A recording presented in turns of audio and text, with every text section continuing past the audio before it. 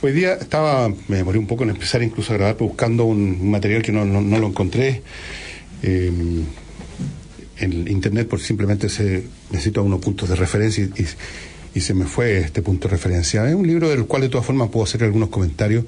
Es muy interesante. No es un libro yo no creo que esté en circulación hoy en día ese libro.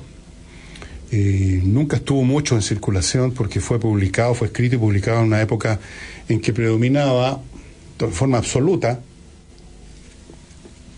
una sociología izquierdosa, una sociología, ahora dirían progresista, una sociología donde lo esencial era reprochar, denunciar, acusar al imperialismo norteamericano. La época de ese famoso libro, La América Latina con las venas abiertas, ¿no es cierto?, que no hubo intelectual de izquierda que lloriqueara leyendo ese libro, donde América Latina aparecía como un continente que desde el principio de los tiempos fue masacrado por los invasores, cosa que es cierta por lo demás. Lo que no es cierto es que todos los males de este continente son el resultado de una permanente malicia y una determinada política de los imperios, en este caso el imperialismo americano, porque aunque el imperialismo americano pudiera ser considerado como una entidad que existe, depende de cómo uno define imperialismo, aún así, al final, las relaciones siempre también resultan de qué es lo que hace la contraparte. La contraparte no es solo lo que hace la élite, porque aquí, me acuerdo en la época en que yo estaba en la universidad, estaba de moda, porque las modas también se dan en la ciencia y especialmente en las ciencias sociales.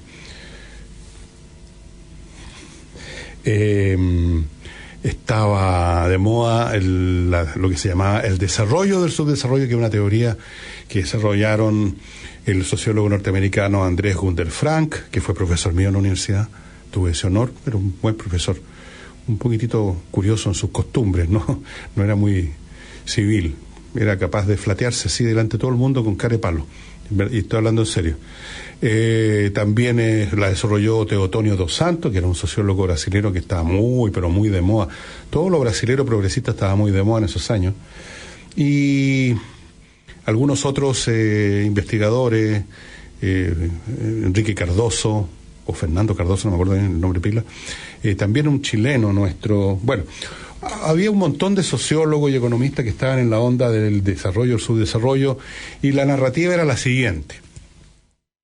Llegaron los malos, que eran los conquistadores, sometieron a todo el mundo, mataron a montones de pueblos originarios, a otros los mataron por contaminación con sus bacterias, el tema que hace Jared Diamond en un libro que comentamos aquí. Y luego de eso se generó una sociedad de explotación, donde la clase alta, que eran los conquistadores, se hicieron dueños de la tierra, se convirtieron en los padres originarios del latifundismo, convirtieron a los indígenas en esclavos o siervos de la tierra. De ahí estaría el origen de las clases campesinas de América Latina, y esa sociedad de explotación generó instituciones para favorecer y facilitar esa explotación, y con el paso de los tiempos eso se hizo más complejo el proceso. El país entró en la independencia de la monarquía española, pero siguió siendo un país con una casta superior, sigue la narrativa dedicada a la explotación, y como tal entró tarde o temprano en algún tipo de relación de complicidad con los imperios. Se terminaron convirtiendo muchos de ellos en algo así como en agentes locales del imperio, a cambio, por supuesto, de un nivel de vida infinitamente superior al de las clases bajas. Y en este proceso, las revueltas y rebeliones de estas clases bajas cada vez más conscientes de sí mismas, continúa la narrativa, se produjeron las distintas matanzas y represiones que salpican la historia de América Latina. Esa es la narrativa de esa visión histórica, y la narrativa que está expresada melodramáticamente en Las venas abiertas de América Latina. Yo no digo que esa narrativa sea enteramente falsa, ni mucho menos, que quede claro. Obviamente que se generó una situación como esa, solo que esa no es toda la historia completa, es parte de la historia, y hay otros elementos que tienen que ver con otros factores intervinientes, pero no vamos a hacer aquí un análisis de eso. Quiero decir que lo nombro todo esto, lo menciono como referente de por qué el libro que voy a mencionar ahora no pudo tener mucho éxito popular en esos años en que predominaban esas visiones.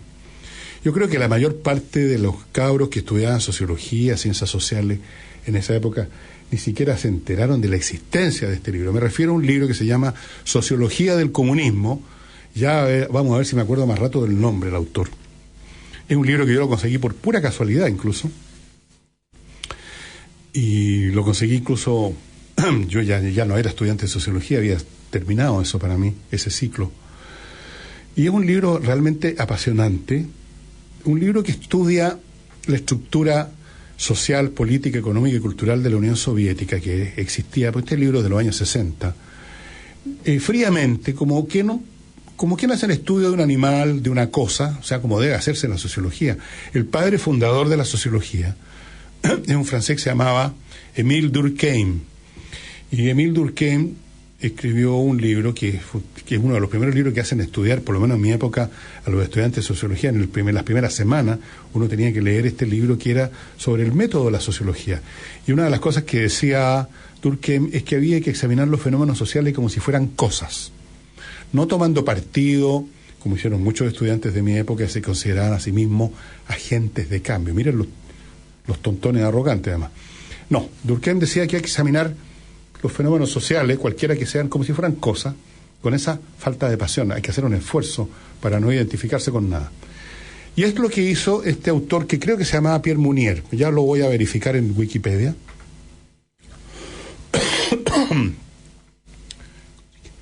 Y estudió entonces esta entidad política, económica y cultural, que supuestamente, en esos años, cuando se sabía bien poco la Unión Soviética, era el modelo de lo que venía. La Unión Soviética representaba el futuro de la humanidad. El socialismo era inevitable y la única pregunta era cuándo iba a llegar a todo el mundo. Los comunistas tenían de sí mismos una idea como la que seguramente tienen los musulmanes del extremista, que creen que algún día va a tener que el Islam ser la religión de todo el planeta. Y este señor entonces estudió este ente, y a mí me asombró la clarividencia de este autor en su momento, clarividencia que se ha hecho más ostensible ahora, porque este hombre escribió este libro mucho antes que se derrumbara el socialismo en la Unión Soviética, que se derrumbara la Unión Soviética, mucho antes. Él previó ese derrumbe con todas sus letras, y lo previó como resultado necesario de la mecánica de las leyes de funcionamiento de esa sociedad.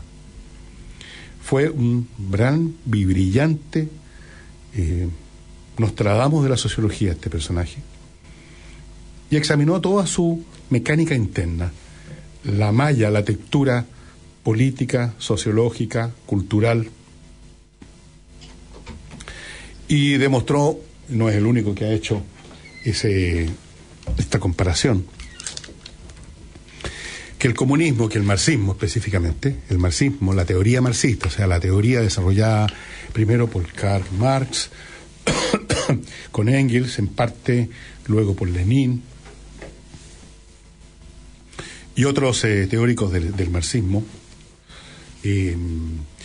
funcionaba en el régimen socialista de la Unión Soviética como un elemento legitimador del poder, cumpliendo un rol similar al de la religión en la Edad Media. Era un sistema de creencias, básicamente, no era un sistema científico. Un sistema científico es una entidad. En primer lugar, no existen los sistemas científicos, para empezar a hablar, porque un sistema supone un conjunto organizado de partes que es así como es, de ahí para siempre. Y la ciencia es abierta. La ciencia, por definición, es precaria, por así decirlo, dura la ciencia no funciona con verdades reveladas, funciona con hipótesis de trabajo. La ciencia se considera permanentemente en estado de transición, está abierta en teoría, no estoy hablando de lo que hacen los científicos realmente. Está dispuesta a cambiar una hipótesis si aparece una mejor. En eso consiste la ciencia, no es otra cosa. No es la parafernalia. La ciencia no es un tipo que anda con una bata blanca en un laboratorio o accionando una supercomputadora. Esos son accesorios nada más. En cambio, en el marxismo, tal como funcionaba en los años 60 y como funciona hasta el día de hoy en la mente de la gente del Partido Comunista especialmente, es un sistema, es un conjunto acabado de ideas, aunque ellos mismos de repente tratan de hablar, no, si todo es se puede enriquecer, es una frase que se usaba mucho en mi época, se puede enriquecer el pensamiento marxista. Pero con eso querían decir que se le podían agregar algunas pequeñas cositas aquí y allá, algunas correcciones, pero básicamente era un sistema de creencias. La creencia de que la historia, el motor de la historia es la lucha de clases, entendiendo clases como grupos de personas que están en distintas posiciones en el conjunto, en la formación económica de una sociedad. Por ejemplo, en la sociedad medieval hay dos clases básicamente, según el marxismo. Los propietarios de la tierra, que son, digamos, los latifundistas de esa época, que son la nobleza y la aristocracia, que además tiene el poder político, y los siervos, que son los que en su relación con la tierra producen. Los otros son los que en relación con la tierra son los propietarios, tienen dominio y se quedan con prácticamente todo lo que pueden, con todo el excedente más allá de lo que necesitan los siervos para comer y seguir viviendo y trabajando al otro día. Y como grupo accesorio está, por supuesto, los clérigos, la Iglesia católica, que funcionaba como la máquina de legitimación espiritual. De ahí viene el viejo dicho marxista de que la religión es el opio del pueblo, o sea, ya que no van a tener una vida decente en esta tierra, pero van a ser premiados en otra vida.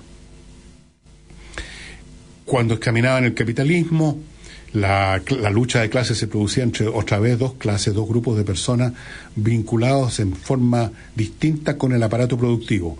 Por un lado, los capitalistas, dueños del capital, propietarios de las instalaciones productivas, ya sea agrícolas o industriales, y por otro lado el proletariado, que son los tipos que no tienen nada salvo su capacidad, su fuerza de trabajo, y que son los que se emplean. Y así sucesivamente. Eso era un elemento dogmático, axiomático, hasta el día de hoy del marxismo. Después, dentro del análisis mismo del capitalismo, un elemento axiomático de la ciencia, entre comillas, marxista, es que la explotación consiste en que los propietarios del capital, que es una de las dos clases, se quedan con la plusvalía. La plusvalía es el excedente que crea el trabajador, que supuestamente es el único que está creando cosas, que va más allá de lo que recibe como pago, como salario. Se le paga 10, pero en el fondo ha producido por un valor de 20, y esa diferencia de 10 se convierte en la ganancia del capital. Por lo tanto, miren ustedes cómo se van haciendo las transiciones semánticas y conceptuales. Ahí está el meollo de la explotación. El capitalista se queda con la plusvalía, o sea, con el valor extra. Y volvemos entonces estaba yo explicando, recordando uno tras otro algunos de los elementos dogmáticos esenciales, algo así como en los axiomas bíblicos del marxismo. Hablamos de la plusvalía, hablamos de la lucha de clase, hablamos entonces de el quiliasmo comunista, o sea, el día de la consumación de los siglos en la doctrina comunista es cuando llega el comunismo. El comunismo es un estado de cosas donde, por así decirlo, se ha superado la economía, se ha superado el problema de la escasez.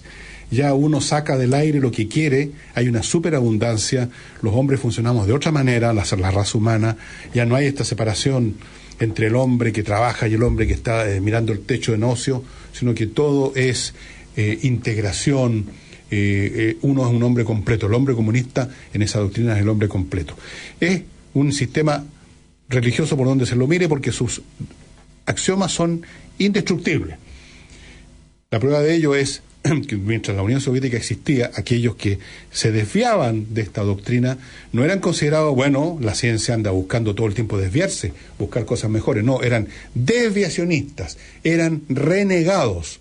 Hay un famoso libro que se escribió sobre un señor que se llamaba Kautsky, que tuvo la audacia de poner entre paréntesis poner en duda algunos de los enunciados marxistas, y entonces fue considerado y se escribió un libro, El Renegado.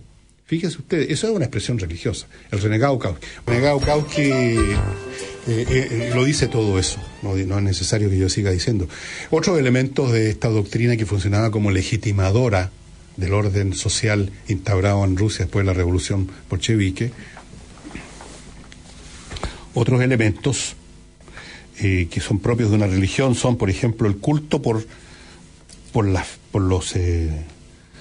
culto por los padres fundadores, ¿no es cierto? El culto religioso, no científico, por Marx y Engels, que aparecían siempre, en los actos de la Unión Soviética aparecía siempre inevitablemente una gran pancarta, una gigantografía, diríamos ahora, con los bustos, con las figuras que ya también tenían una cierta gráfica ya estándar de Marx y Engels.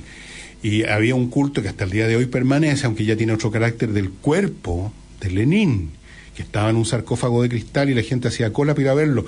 Lo mismo que los cristianos que van supuestamente a la Virgen, a la gruta de Lourdes a ver no sé qué cosa dejó ahí la Virgen de Lourdes, o los que iban en la Edad Media a acercarse, porque quizá no los podían ver, a los restos, a la calavera del Santo Tanto, o a la espina de la corona de espinas de nuestro Señor Jesucristo, ese tipo de cosas.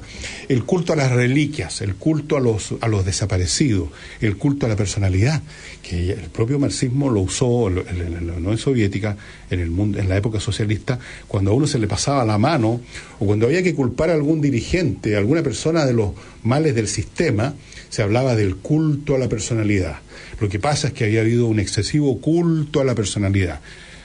Bueno, el culto a la personalidad demuestra también este sociólogo, que no me acuerdo el nombre, todavía no es Pierre Mounier en realidad, dice que el culto a la personalidad no era una desviación, una patología del sistema, sino que era integral al sistema, era parte constitutiva del sistema, el culto a la personalidad, que es un poco lo que ustedes ven con el Papa. En la religión católica hay un culto a la personalidad del Papa. Todos los papas reciben un culto. Es el Santo Padre, recordemos. Sus cuerpos son momificados y enterrados como si fueran... Casi todos adquieren el carácter de santos cuando mueren. Yo he visto, y ustedes pueden ver en YouTube, un montón de ceremonias que tienen algo de macabro, en que los grandes dignatarios de la Iglesia por algún motivo trasladan el cuerpo de algún papa de un lado a otro, y por supuesto está siempre la tentación de ver cómo está el cuerpo y abren el ataúd. Hay una cosa similar en el marxismo porque funciona como religión, o sea, es un sistema de ideas inmutable. El que lo cambia es un desviacionista, es un herético, es un tipo que merece el castigo. Y la historia y todas las cosas de la realidad que nosotros consideramos como independiente nosotros. Y aquí viene un poco la famosa teoría de la posverdad que se ha puesto de moda entre los sectores de izquierda. Se cambia, la realidad se tiene que cambiar para adaptarla a la teoría y no al contrario. Y fíjense ustedes que en la época de la Unión Soviética, ellos publicaban, no sé si todos los años, cada cierto tiempo, una especie de enciclopedia, un libro así como donde estaba el saber del universo, por la Academia de Ciencias de la Unión Soviética. Pero cuando ocurría que entre una edición y otra algún personero del Comité Central del Partido Comunista había caído en desgracia y había sido ejecutado como corresponde a la ley, en el estilo soviético, entonces desaparecía la historia, nunca había existido. Y en la próxima edición, las fotos, por ejemplo, en que había aparecido este personaje caído en desgracia junto a otros, desaparecía, intervenían las fotos, no se le mencionaban los textos, nunca había existido. Y en ese mundo también se calificaba las ciencias de acuerdo supuestamente a su origen de clase. Entonces se hablaba de la ciencia burguesa, ¿podrán ustedes creerlo? La sociología, por ejemplo, que me tocó estudiar en los años finales de los 60, desde mediados finales de los 60, era una ciencia burguesa. Yo les he recordado alguna vez acá que algunos de mis compañeros de la universidad que estaban eran feligreses de ese credo religioso, en algún momento hablaban de que la matemática que se estudiaba en esa época en la universidad, en mi carrera, estadística y matemática, era una ciencia burguesa. Había que reemplazarla por panfletos doctrinarios del partido, qué sé yo. Entonces, este libro, Sociología del Comunismo, analiza eso, la función del marxismo como teoría, como ideología religiosa que legitima, porque todo sistema social necesita una legitimación. O sea que la gente obedece la ley, obedece los mandatos de las autoridades porque les parece legítimo hacerlo así. Y en el caso de una democracia, la legitimidad consiste en que emanan de la soberanía popular. Esa es la gran base de una democracia. Los que gobiernan están ahí porque nosotros los elegimos y por eso son legítimos. En el caso de los monarcas de la época europea, de la época de las monarquías, los monarcas estaban ahí por derecho divino, esa era su legitimación. Cuando dejó de considerarse legítima esa legitimación, el sistema se derrumbó rápidamente. En el caso de, por ejemplo, de este Estado Islámico que está derrumbándose en este momento, el ISIS, la legitimación es también teocrática, teológica. En Irán, gran parte del régimen, aunque tiene elecciones y todo eso, tiene un elemento fuerte de legitimación religiosa, teocrática.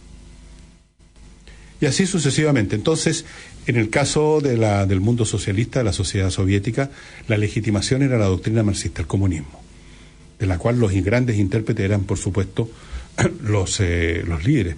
Fíjese que hoy en día en Corea del Norte, ese enano ridículo que gobierna y que arrastra a todo su país al borde de la aniquilación, miren ustedes el culto de la personalidad, cómo esas cosas, esos mecanismos religiosos se mantienen.